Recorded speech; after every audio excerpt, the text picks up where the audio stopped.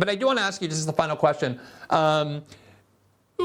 It is true that despite how critical Chomsky has been of left liberal politics and the Democratic Party and the like, and even left liberal political thinking, every 4 years he would sort of pop up and just sort of say like, hey, by the way, there's an election coming up. I think you should go and vote for the Democratic Party candidate because on balance, they're the lesser of two evils, and these differences, though they seem small, actually can be pretty meaningful in people's lives. And he's done that through every election, at least for as long as I can remember. You earlier used the phrase genocide for what you believe the Biden and Harris administration are supporting in Israel. And Chomsky's not here to speak for himself, so we can't sort of conclude one way or the other. But I'm wondering, in your view, because I believe you've been a supporter of this Chomsky idea that you should vote Democrat and then go right back to criticizing them, whether there's any kind of red line that a party should not cross in order for people still to be willing to support them. So it's one thing to say, Democrats have done a lot of things I find immoral, they've supported a lot of wars I dislike, but on balance I still find them better, so I'm going to vote for them. But you have used the word genocide, meaning that the Democrats have actually crossed the line of supporting a genocide. If you want to talk about how you think Chomsky would see that, that's fine. I'm interested in how you see that as well. I mean, is there any line at all that a party can cross where they become ineligible for a defense on lesser of two evil grounds?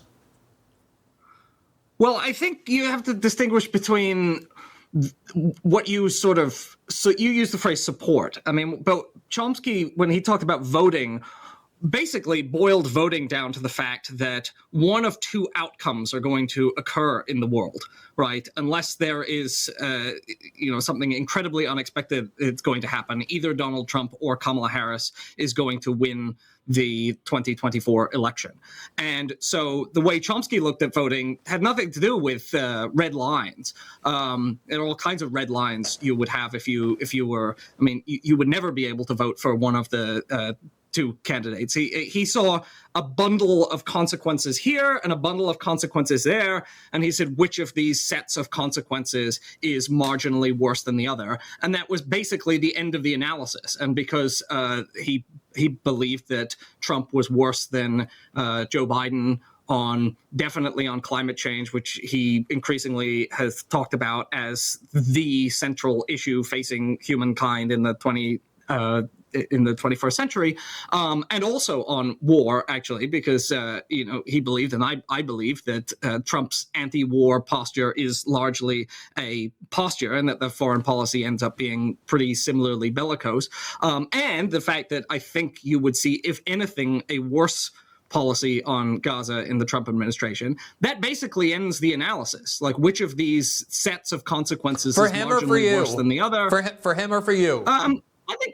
I think for me also, I think that I would definitely prefer that Donald Trump not win, because I think it's going to be worse on pretty much everything that I care about. I also think that climate and nuclear proliferation and the war in Gaza are probably the most morally serious issues. That's true. Although you were just saying just a little bit earlier that Joe Biden is as friendly to fossil fuels as the Republican Party. I mean, so is there really any meaningful difference in terms of the impact on climate change, for example? No, I don't know. Well, we know that. I don't know if it's actually the case that, I think Donald Trump's climate policy would be worse than Joe Biden's.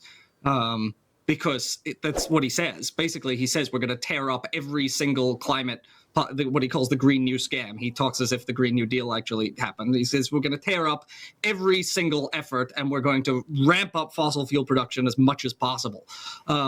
So I do think Trump's climate policy would be probably worse than Biden's, and that the chances for meaningful climate action are basically zero under a Trump administration, whereas I do think that a Democratic administration could perhaps be pressured. It's not a good alternative, but you're just looking at marginal differences.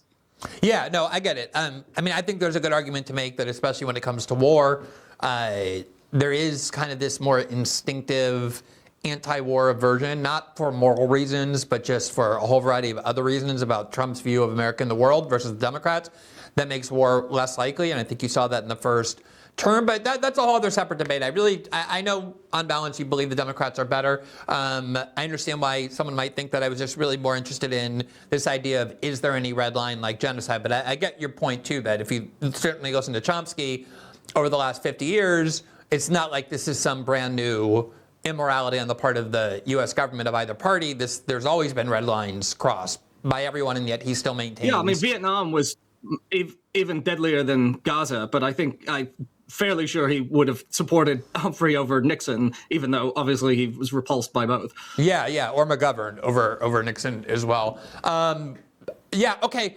Well, one of the things I just want to say as we let you go is that I do think there was a while where Chomsky was becoming where people who had previously been very closed off to him were becoming more open to him as there was a lot more questioning in different political sectors about the U.S. security state and U.S. foreign policy. I think some of COVID kind of changed that, but at least on foreign policy, I really do think that anybody who's looking at the United States from a critical point of view can only benefit from reading Chomsky, especially because the further you go back, and I think your book shows this so well, this critique has been so applicable throughout the decades. And as you say, he hasn't written a book for a long time. I mean, he's written, I believe, over 100 in his life.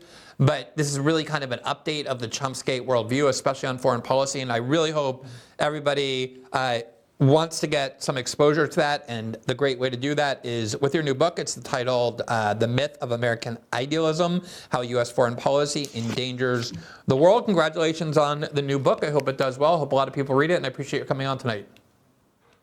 Thanks very much, Glenn. All right, Nice see you, to Nathan.